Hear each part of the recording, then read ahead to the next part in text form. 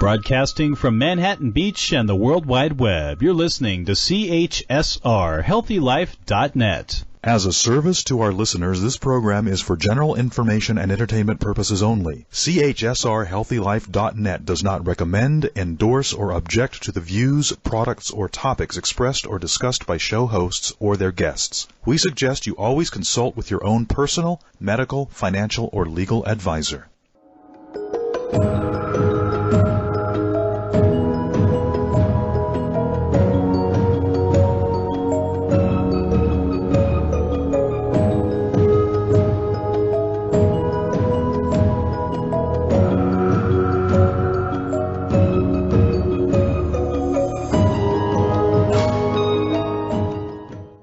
Happy Wednesday, everyone. You're listening to All About Healing.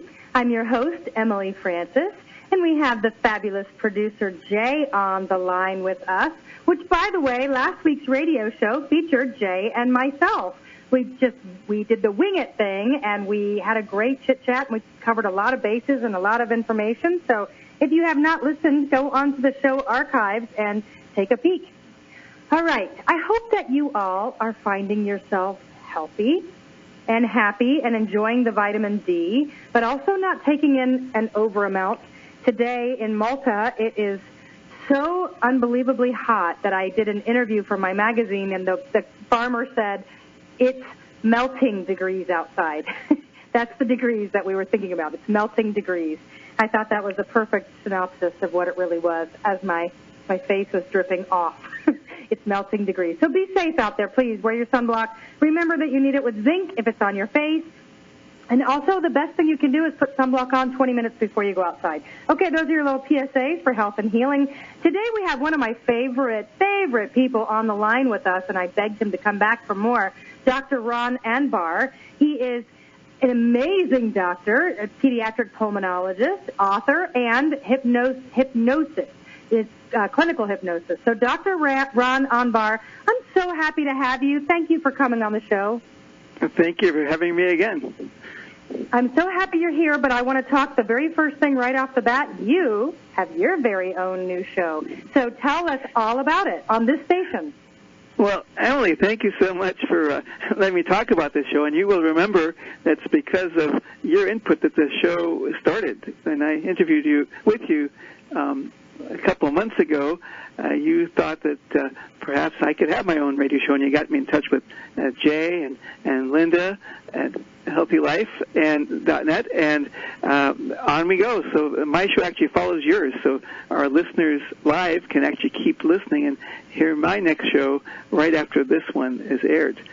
I have had a marvelous time interviewing some of my colleagues from the hypnosis world and finding out how they got started on this path.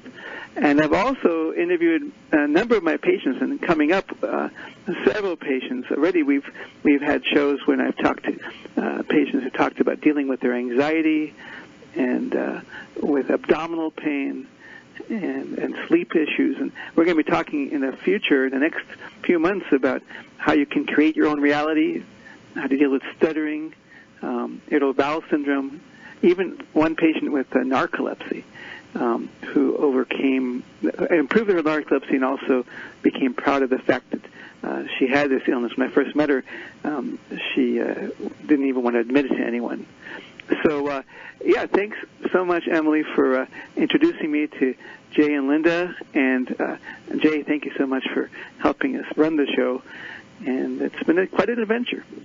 What's the name of your show? Thank you. The name is Centerpoint, which is where we talk about how we can find our own centers. And this helps you improve your physical abilities, your mental strength, your emotional well-being, and even spirituality. That's a perfect name, an absolutely perfect name. So, first of all, I also want to tell people that Dr. Ron has a book, Changing Children's Lives with Hypnosis, A Journey to the Center. And that is available now where books are sold. So do make sure that you keep up with that and follow that. Changing Children's Lives with Hypnosis, A Journey to the Center.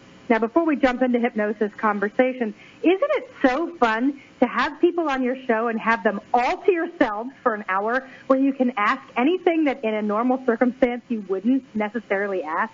Hasn't it been fascinating to learn their stories? It is. It's been a lot of fun. And actually, we're talking about, part of my mission, as I talked to you about in our first show together, is spreading the word about hypnosis. I am a firm believer that in our minds we have the key to most of our reality and most of our health. And by teaching people how to control their emotions, control their psychological reactions, great healing occurs. So as part of that mission, I wrote the book you mentioned, Changing Children's Lives with Hypnosis. And recently, I'm so happy that there's a syndicated news magazine program called The List, and I appeared on them a week ago. So it was on, it would have been, I guess, 2 weeks before this show was aired, but on July 20th. And this was a top story in this news magazine about hypnosis.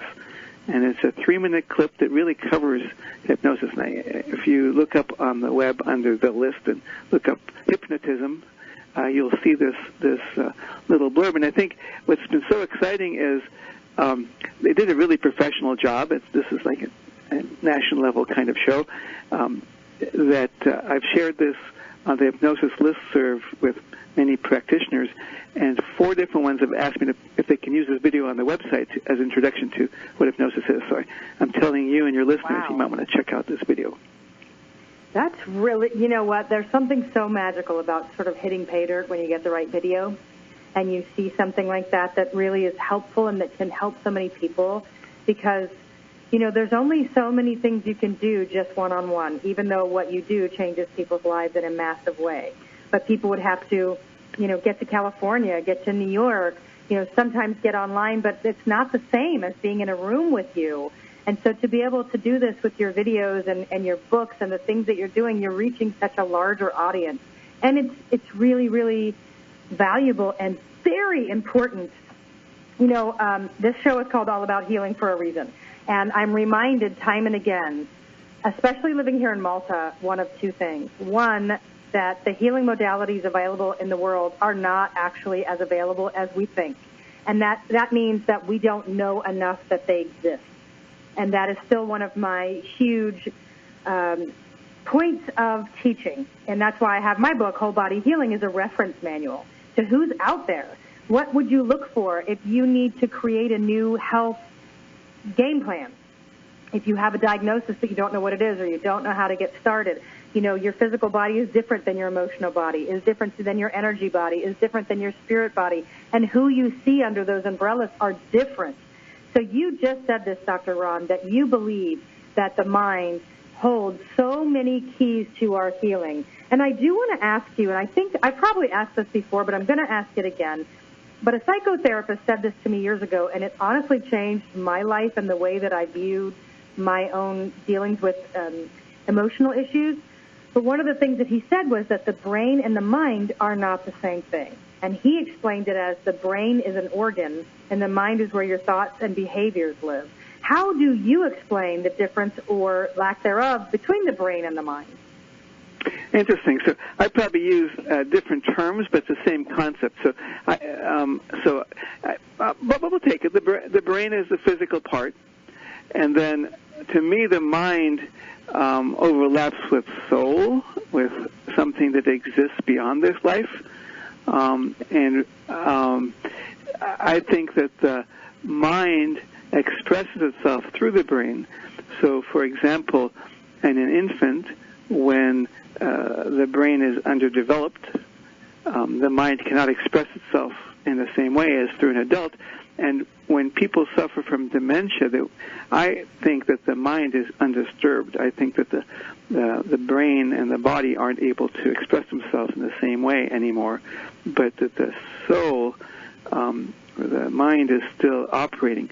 In fact, I don't know if you're familiar, recently there were some studies about people in vegetative states in which they can't move, they can't talk, they look like they're alive, but there's nothing there. So they did some really interesting studies of taking people in a vegetative state, putting them in an MRI and scanning their brain, okay? And they said, think about playing tennis. And they could see on the scanner that a certain part of the brain associated with playing tennis would get more blood flow. And then they said, think about being at your house. And then another part of the brain would have more blood flow. And then they said, okay, whenever you think about tennis, it's like saying yes. And when you think about your house, it's like saying no. And they started asking them questions to which they got yes and no responses, and they could actually see in the brain a reaction to those questions. So this is an example of people's brains not working very well anymore because they can't move or even talk. And yet the mind, something there is still operating and can respond. And I think that's the way I separate the two. I think that is so powerful. It also opens up a big box, because I often wonder that where people are in a vegetative state and the family members have to make a decision. So when they tested in the brain, what was the testing protocol to be able to see that they could still respond even though they couldn't audibly respond? Was it well, they were inside a scanner that showed blood flow to their brains. It's not something you could easily do at the bedside. It was. I don't know, for example, what the EEGs. I didn't read the study that carefully. Whether brain waves also changed. I suspect they did. So I don't think these were what we would consider brain dead patients. But they couldn't. They were obviously clearly affected by it. It's fascinating. If I can shift gear and tell you another brain story. Yes. Are you familiar with the term idiot savant? I am. It's not a politically correct term anymore, but the idea is that people are born with mental challenges, but they have some sort of savant ability, some sort of genius ability, like they might be really good at music or math or something. And then there are people who are called acquired savants. So these are people who develop a left brain injury because of some accident, and after that they develop a savant ability they didn't have before. They might be really good at music or really good at math. And scientists think that the reason this happens is when the left brain is injured, it stops suppressing a right brain savant ability. So it's only left brain injury that causes this. And the way I think of the brain, we really have two, we have two brains in one. We have the right brain and left brain, and the speech center is in the left brain typically. So when you say, I'm Emily Francis or I'm Ron Anbar, when we say those things, it's the left brain speaking. The right brain sometimes has its own ideas, and in fact, in cases where the brain is severed, there's no connection between the right and left brain. That can happen sometimes through a birth defect or an accident. The right and left brain can be shown to act separately. Anyway, back to the acquired savant story. So presumably the left brain that has a speech center suppresses the right brain savant ability. That's what scientists say. And that does not make a lot of sense to me. Why? Because whether you think we're created by God or something or product of evolution, what possible purpose would there be for having a savant ability that's suppressed through an entire lifetime if it's not for a brain injury? So my concept is that the thing that's suppressed by the left brain is a conduit through the right brain into the universe, or something to say. I can't say exactly what, but something beyond the person. Yes. And when the left brain is injured, that suppression of the conduit doesn't occur anymore. And this just tells you about how amazing the mind is, if indeed that's what's going on. And I'll even tell you why I think the conduit's suppressed. I think people for whom the right brain is more open, these are people who report visions and unusual experiences. And typically when people do that, they said, oh, you're crazy, or that's not real, or stop talking about it. So I think we teach people not to talk about it, to suppress it. And sometimes I run into patients in which it's not suppressed, or you use hypnosis, for example, to open up that conduit. I'm so on board with all of this. But I'm also incredibly fascinated, I'm going to have to back up, on the left brain injury side, that it only occurs on the left side. Is there anything that it changes if you have injury to the right side? Is there any sort of equal that might relate or exacerbate in a different way? I have not seen that. I will tell you that my son, when he was 4, suffered a stroke. He's okay, but he's had some damage from it, and the stroke affected the right brain. And what I noticed as he was recovering from the stroke, that we taught him some Hebrew as a youngster, that his Hebrew ability improved quickly as he was recovering from the stroke. Now, I at the time thought, all right, your brain is repairing itself and sending more blood flow to, this is how I explain it, to both the right and left side. Now, I said Hebrew ability, that's a language, so that would be left brain. And maybe that's what happened there, that his left brain got strengthened as the brain recovery occurred. I don't know if that's the case. It's not a scientific study, but that was my observation. Other than that, I'm not familiar with any literature about that.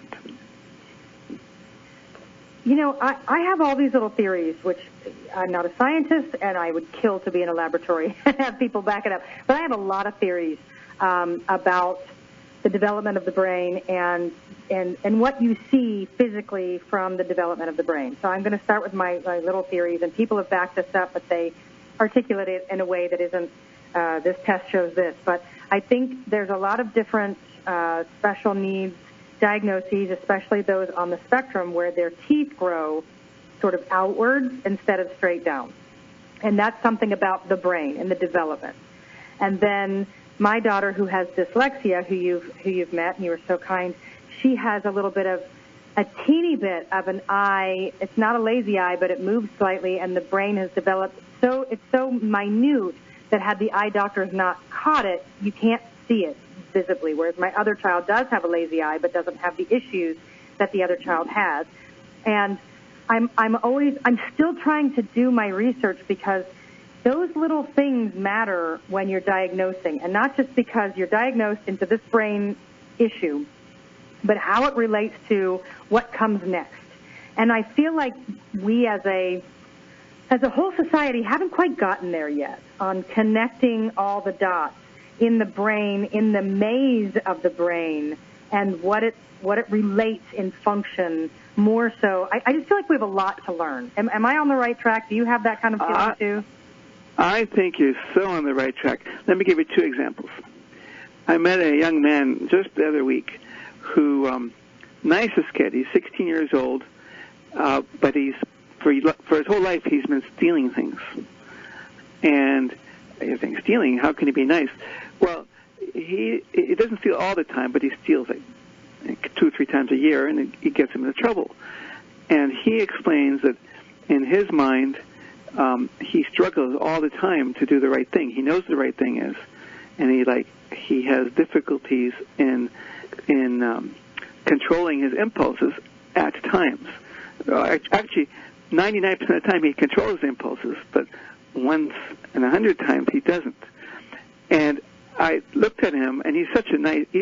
I have a gift in the sense I sense people pretty fast. I know, kind of have a feeling for them. This is a spiritual, amazing kid. And then later, I only met him twice so far, and his mother was telling me, he'll come in the room and I don't feel good. He'll immediately know it and talk about it. And he's a spiritual gifted kid who has one problem. He has impulse control problems. And if it's not taken care of, it's a small problem. He's bright, he gets great grades, he's empathetic, he's caring, but he has impulse control. If that's not taken care of, his whole life could derail. He could end up in jail. And I'm 99% sure I'll be able to help him, because he wants to get help, and he's a great kid. And I'll teach him some tools. We can even talk about later what tools I would teach him if you want. But the point is that one little thing goes off and everything can get derailed. If we are not aware of the little thing that went awry, we may end up, saying he has conduct disorder, he can't control himself, he's evil, whatever. We can make all sorts of inferences about him that he might even believe if he hears it enough. And yet the problem is he has a little bit of impulse control problem. And one other story along the same lines. I don't know, are you familiar with the stories of the wolves in Yosemite? Not in Yosemite, in Yellowstone. Do you know that story? I know that they've had all kinds of issues, but tell me the story you're thinking of. So back in the early part, mid 20th century, wolves were quite a nuisance to farmers around Yellowstone, and so they got rid of them. They got rid of the wolves in Yellowstone, and then after that, things really changed in the park. So first of all, because there weren't wolves, the deer population grew. The deer ate all the grass. So animals that depend on the grass disappeared. So bison disappeared, beavers disappeared. And because those animals weren't there, the riverbanks were also affected because, like, beavers weren't building dams. And so then rivers started changing course. They got wider and flooded more. And the whole ecosystem changed because the wolves were removed. And then about, I think it was 20 years ago, wolves were reintroduced and everything went back to the way it used to. So this is the example, again, something relatively small changes, and yet it causes a whole mass of other difficulties. And humans, we're dealing with a whole complex system, and yet it might be a very simple thing that went wrong, but we have to find it in order to fix it.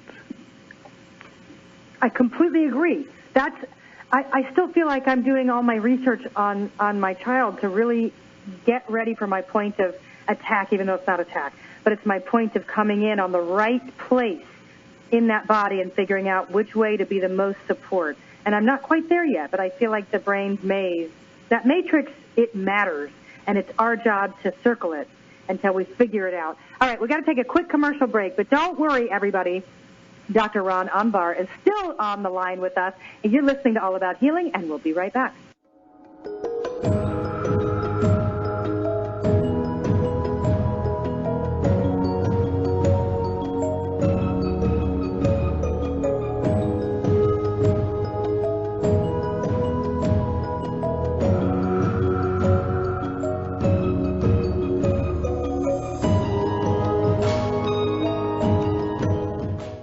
Emily A. Francis offers you a unique approach to healing that works directly within the memory systems of your body. Healing Ourselves Whole is a groundbreaking interactive book containing everything you need to clean your emotional house from top to bottom, including journal prompts and audio meditations, all to help you dig deep into your past, change the dialogue, and let go of the pain and trauma to have a joyful and fully empowered life. Find out more at EmilyAFrancisBooks.com and buy Healing Ourselves Whole at Amazon.com now.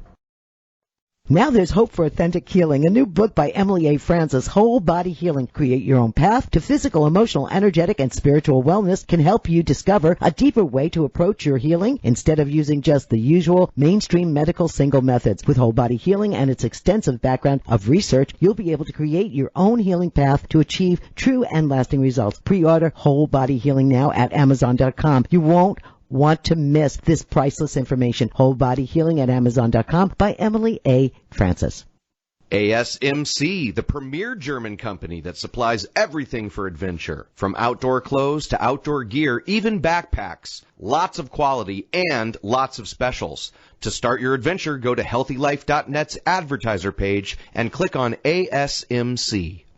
You may never totally understand this man-woman emotional connection thing, but now you can understand your muscles' emotional connection in regards to your health. That's right, your muscles have an emotional connection. And if you want an easy-to-use blueprint to understand your muscles' emotion, then get Emily A. Francis's book, The Body Heals Itself. It helps you activate and heal your muscles on an emotional level. So indeed, the body heals itself. Plus, it's filled with tools you can use immediately. Find out more at EmilyAFrancisBooks.com. Buy The Body Heals Itself now.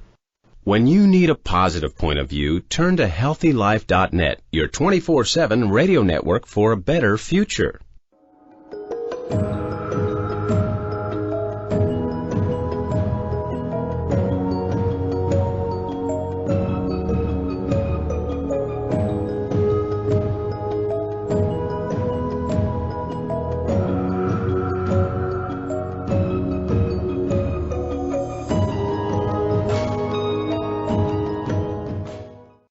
Welcome back, everyone. You are listening to All About Healing, and we have Dr. Ron Anbar on the show with us, and his show follows mine. So if you're listening to this and you think, wow, this man is fantastic, just keep listening, because he's coming on with his own show, Center Point, and it's on exactly at 2 p.m. Eastern Time, 11 a.m.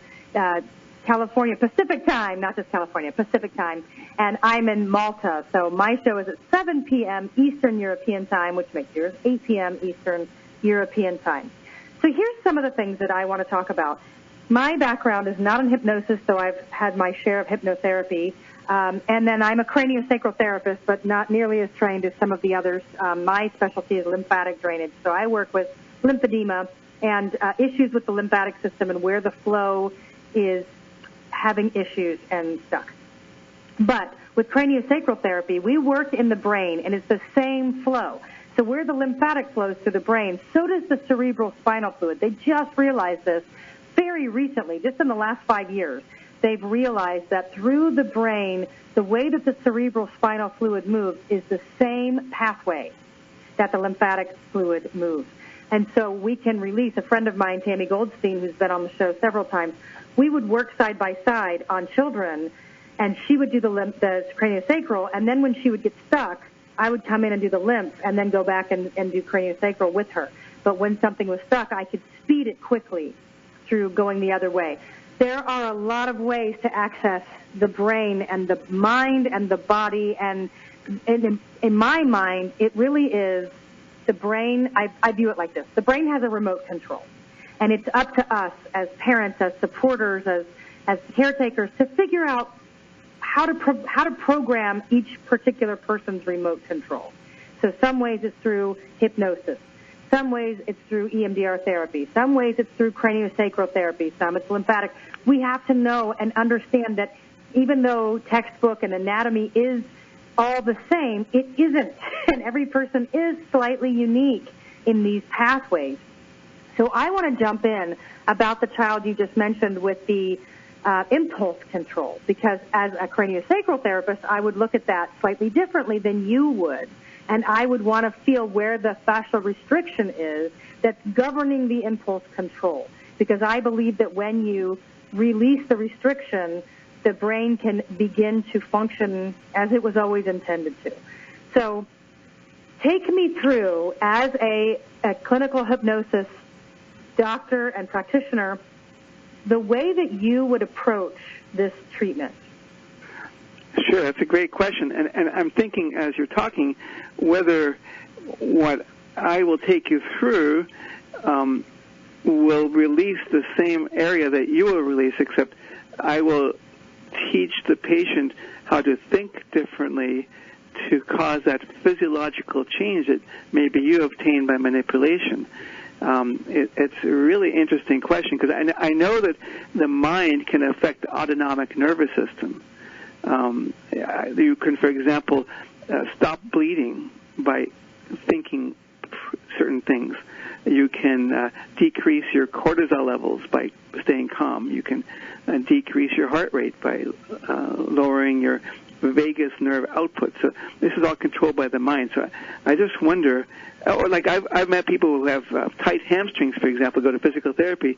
With hypnosis, they can relax themselves. So are they actually working through the same mechanism, but one is controlled by manipulation while the other is the mind? So going back to this young man with impulse control, I showed him the very first thing I show most of my patients, which is when you tell yourself you're weak, you become weak. When you tell yourself you're strong, you become strong. And when you tell yourself I'm not weak, you become weak, nonetheless, because you're focused on the word weak. And then we talked about how the words he uses affect how he reacts and how he thinks.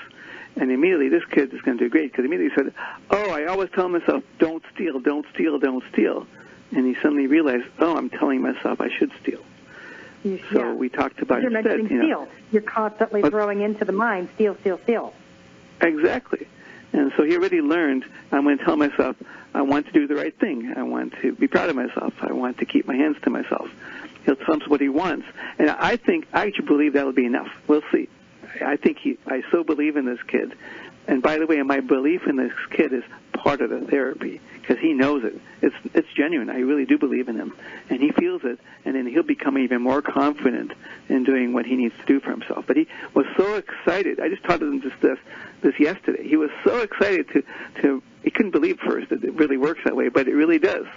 And your listeners can do that, can demonstrate this to themselves. If they just hold up the arms outstretched and have somebody pull down on their arm, push down on their arm, maybe over their elbow or over their hand, depending how strong the other person is. And then when they say they're weak, they'll see they get weak. It's really amazing. So that's the first step. The next thing I'm going to teach him is how to calm himself, and that's using imagery, which we did actually on your last show, and we might do again, or a version of that. But he learned he will learn how to take a place which is safe and comfortable for him, imagining what it's like using all of his senses, and then he will learn, which will help him relax, and then I'll teach him how to trigger that relaxation response using a hand gesture, like thumbs up or making a fist. You can use other triggers as well, but for the sake of discussion, most of the kids, they use a hand gesture. And then I'll tell him, practice relaxing and practice your relaxation sign on a regular basis. And then whenever you are contemplating, should I do this or should I do that, make your relaxation sign. You're relaxing, you'll be able to make a better decision. So that's the second choice, or the second lesson.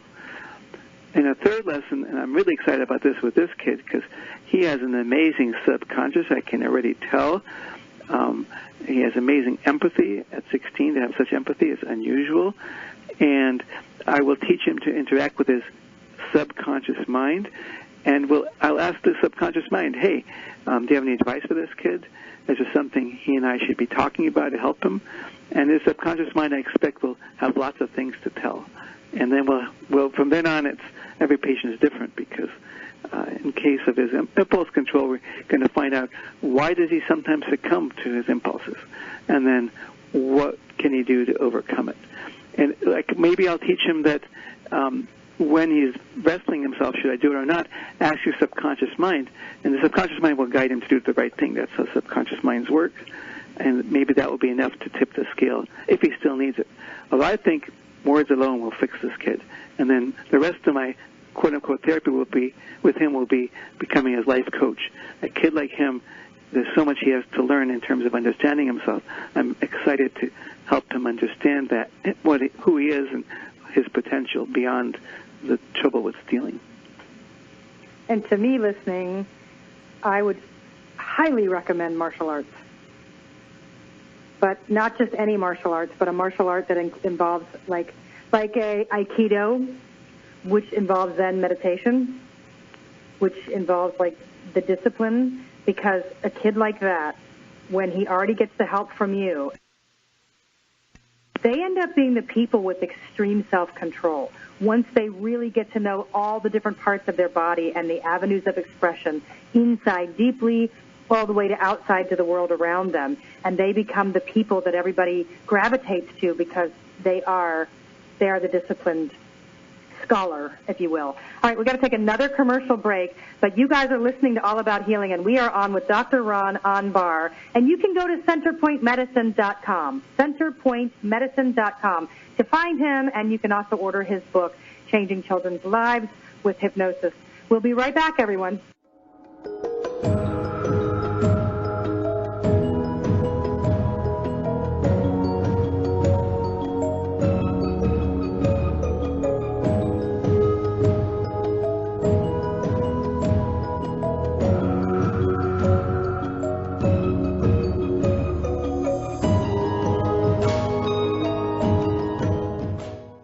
Trauma or joy, shame or happiness, guilt or empowerment. Let Emily's new book, Healing Ourselves Whole, be the bridge to help you release negative emotions to help you heal on every level to create more joy, more health, and more vitality. Our body knows what we might forget. It's time to rearrange your inner conversation into spectacular health and happiness, and Healing Ourselves Whole is your step-by-step guide. Find out more at EmilyAFrancisBooks.com and buy Healing Ourselves Whole at Amazon.com now.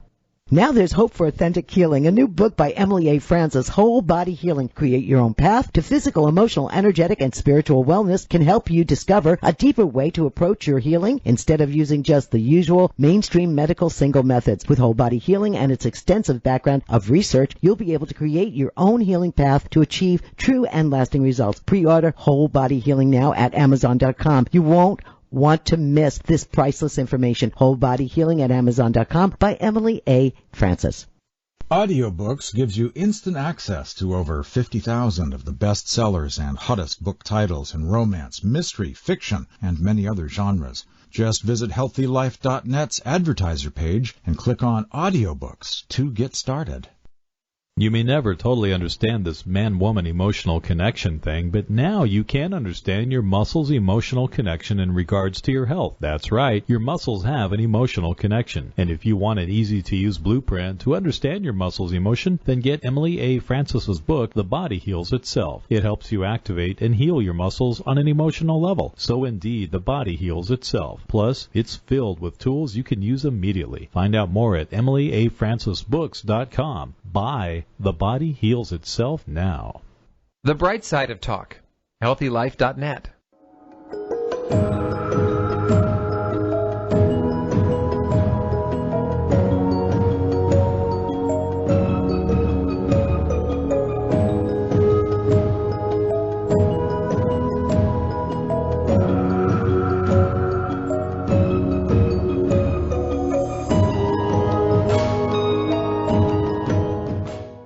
Welcome back, everyone. You're listening to All About Healing. And I love that it's all about healing because it means we can go wherever we want under the healing roof.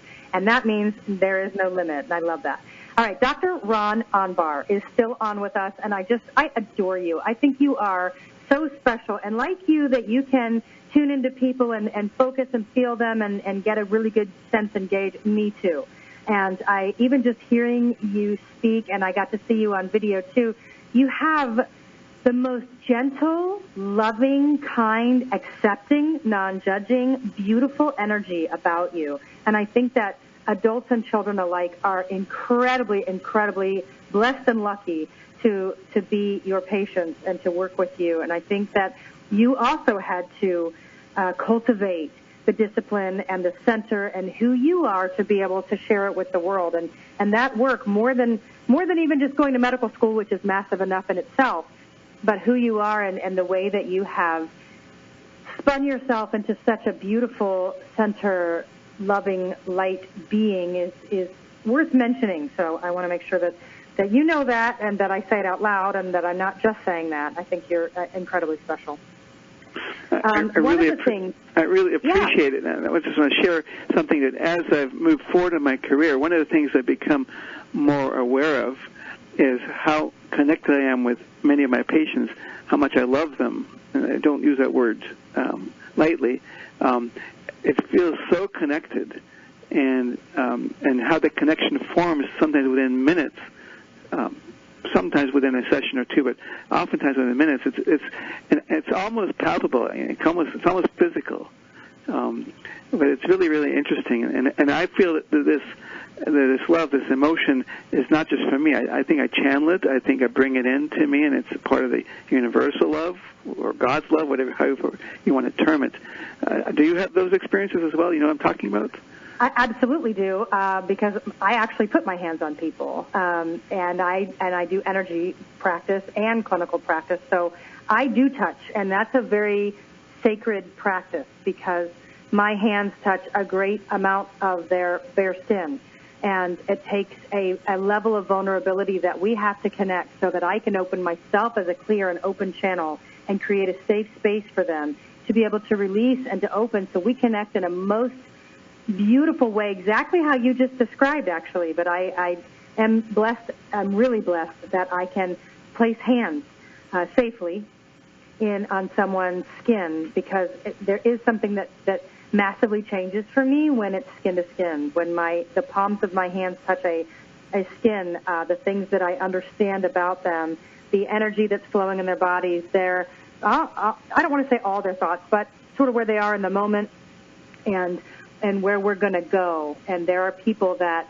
that I just love and appreciate so much, because the connection that we get in that moment, I'm walking with them in the hardest, some of the hardest, because people don't come to me for relaxation. That is absolutely not what I do.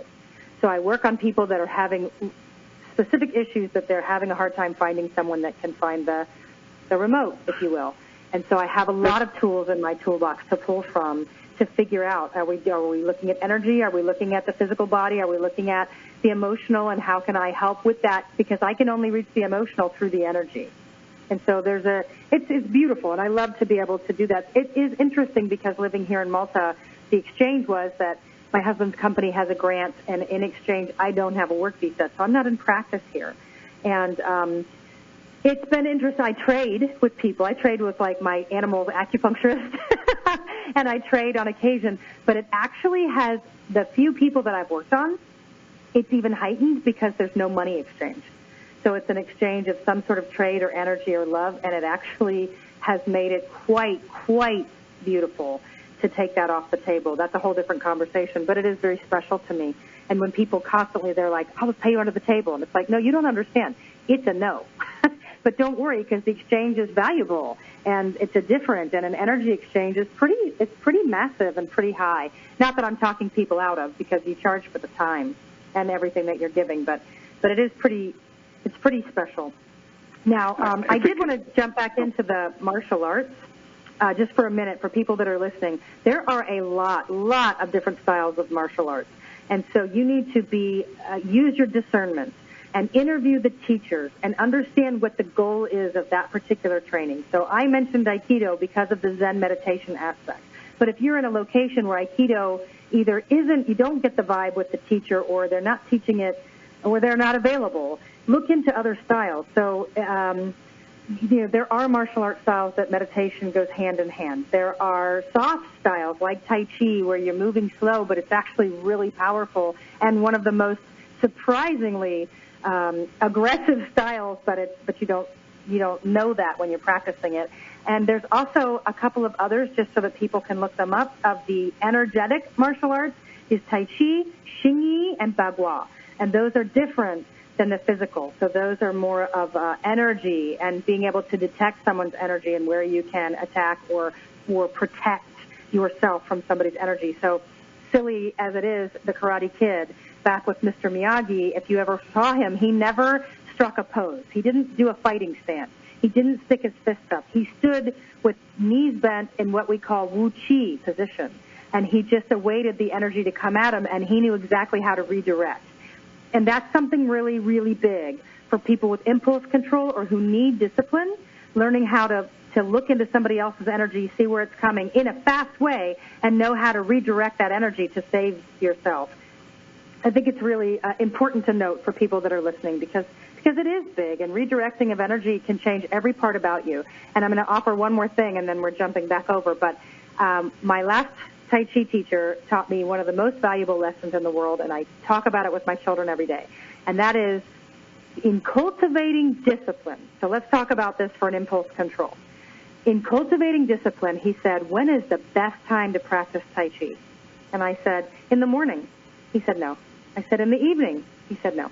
I said, okay, fine, lunch. No. After work? No. I said, listen, I know it's in the morning. We do it in the morning for 3 hours at a time. It's the morning. He said, no, it's not a time. I'm asking you, when's the best time to practice Tai Chi? And you're answering to me in a time. But the truth is, the best time to practice is when you don't feel like it.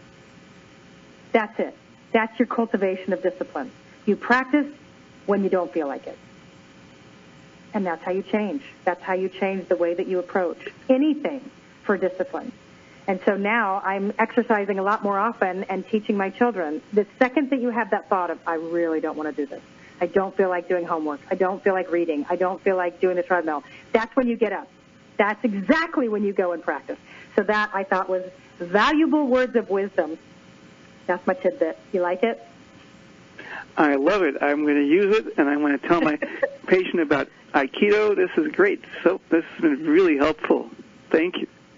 I'm so happy, because I do think if you find the right, I know so many men especially who started as teenagers who were lost and then got a martial art teacher that really took them under their wing, and they changed they changed so much of who they are that they're teachers to this day. And they're the most disciplined people that I know. But their original beginning, they were none such the case of discipline. But you can cultivate that. And that's what you talk about with hypnosis. You can change your mindset by repeating it, but learning how to direct it in a proper way. So we're going to take a quick commercial break, but I do want to talk a little bit more about directing those thoughts so that you're not attaching yourself to the negative outcome. So we're on with Dr. Ron Anbar, and we'll be right back, everyone.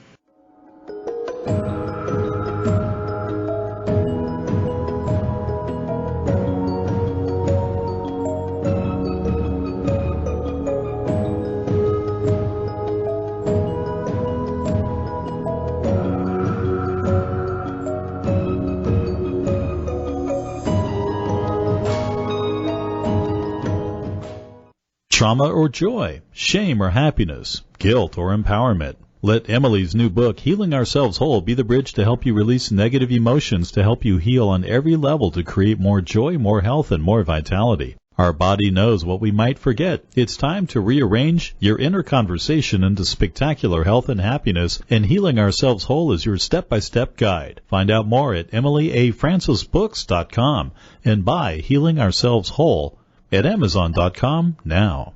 Now there's hope for authentic healing. A new book by Emily A. Francis, Whole Body Healing. Create your own path to physical, emotional, energetic, and spiritual wellness can help you discover a deeper way to approach your healing instead of using just the usual mainstream medical single methods. With Whole Body Healing and its extensive background of research, you'll be able to create your own healing path to achieve true and lasting results. Pre-order Whole Body Healing now at Amazon.com. You won't want to miss this priceless information. Whole Body Healing at Amazon.com by Emily A. Francis. Constant Contact and your small business make a perfect fit for marketing. They give you what you need to succeed. Fast and easy email marketing at your fingertips. Visit the HealthyLife.net advertiser page and click on Constant Contact to start your marketing. If you have low vision or are blind, then listen up. There's now high-visibility, trendy sports clothing available just for you. At AwareWolfGear.com, you'll find attractive, stretchy, warm hoodies, headgear, leggings, even kids wear to fit the duality of blindness, the need to be seen without drawing needless attention. Check out these trendy clothes for yourself or for someone you know at AwareWolfGear.com. That's AwareWolfGear.com. AwareWolfGear.com. Music, information, and friends. HealthyLife.net.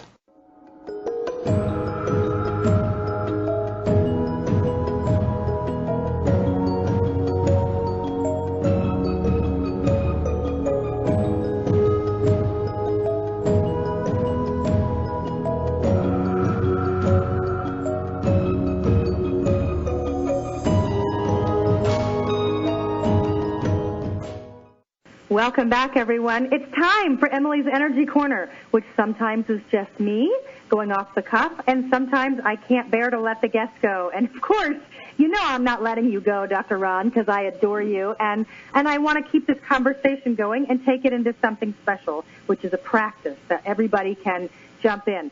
But I want, before we begin, or you can take us directly in from this question, directing the thoughts into the place that accepts change. Take me into what that means. Well, great question, and there's a technique I just developed in the last month I'm going to share. It's the first time anybody in public has heard it, so here we go. That may answer your question. So what I noticed is that I have some patients in my practice, typically between 8 and 11, who are quite oppositional. Everything is no. Would you take out the trash? No. Would you clean up your room? No. And so I read an article that suggested that when you imagine talking to somebody else, that it activates your right brain. We talked about left and right brain earlier. So when you imagine talking to somebody else, your left brain imagines talking to your right brain. And so I thought about that, and I said to the kids' parents and the kids, take one of your stuffies and designate it as your spokes stuffy, okay? And from now on, when your parents want you to do something, they'll tell your stuffy that what they want you to do. So tell the stuffy to tell the kid, clean up your room, right? Tell the stuffy, tell the kids, come to the dinner. And remarkably, I've done this with about 8 or 9 kids at this point, their behavior turns right around. Now, how does that work? I think it works because as soon as the magic word says, tell the stuffy, the brain is operating differently than the usual. The usual track is, do your chore. No. You just have an automatic response. When the parent tells the stuffy, tell the kid to do your chore, the kid is thinking differently because he's thinking the stuffy is telling me to do my chore. Different brain pathways are activated, and they go along with the change. So, given that, I started teaching patients recently, this is like the last 2 weeks, how about for new stuff, that tell your subconscious, or tell parents, well, name the subconscious, George. The kid's name is Daniel. George, tell Daniel to clean up his room. And that works as well. So I think one way to activate the brain and engage different pathways is to involve thinking differently by how you tell yourself what you want to do.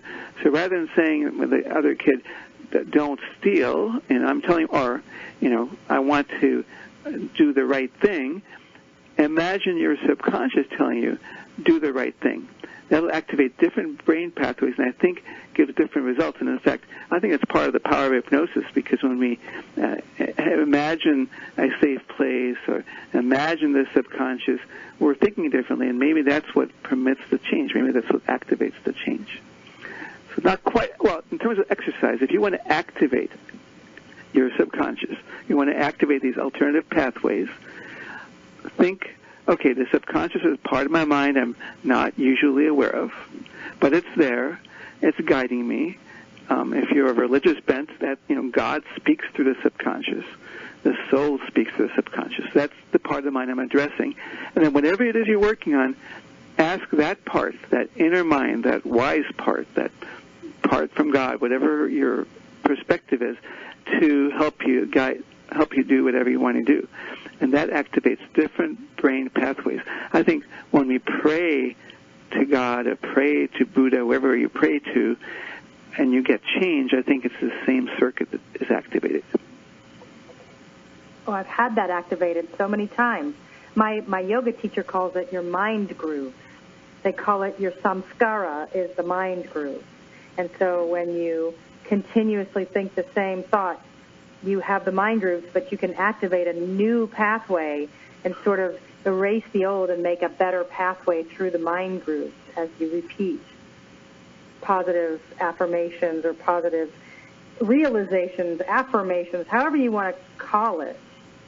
And I know for me, my favorite it's a Emily Francis original, is every cell in my body is recomposing itself and activating to function at healthy, optimum levels now. So I always like something around that circle where I kind of hone it in and get to it. But every cell in my body is recomposing itself to function at healthy, optimum levels, so that we can keep doing this in our mind and trusting our body and our health and our systems a little bit more. Because I think sometimes we get a little lost and think somehow we're less than or defective or whatever it is that we get from outside influences that are not kind. We have to rearrange, and it really has to happen in those mind grooves. I'm assuming you agree with that. Yeah, I definitely agree. And if we could just return really quickly to touch that we talked about in the last segment, when I teach the subconscious, sometimes we will talk to the subconscious through muscle testing.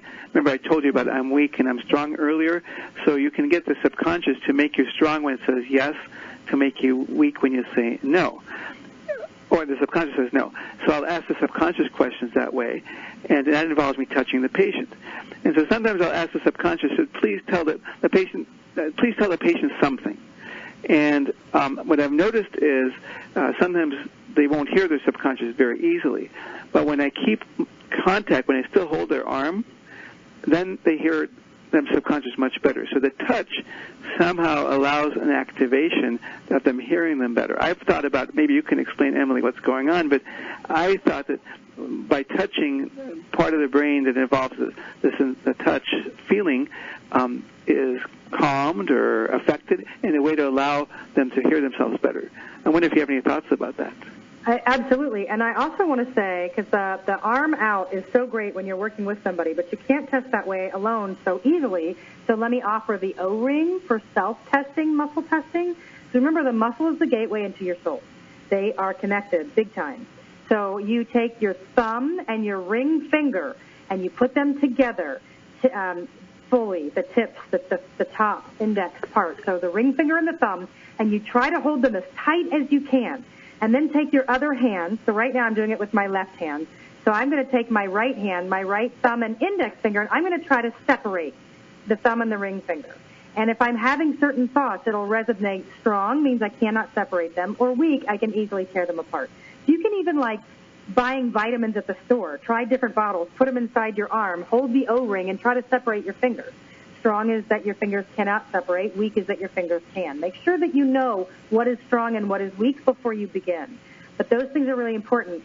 And the touch activates all the different parts. And remember that memory travels through the body through your blood and plasma.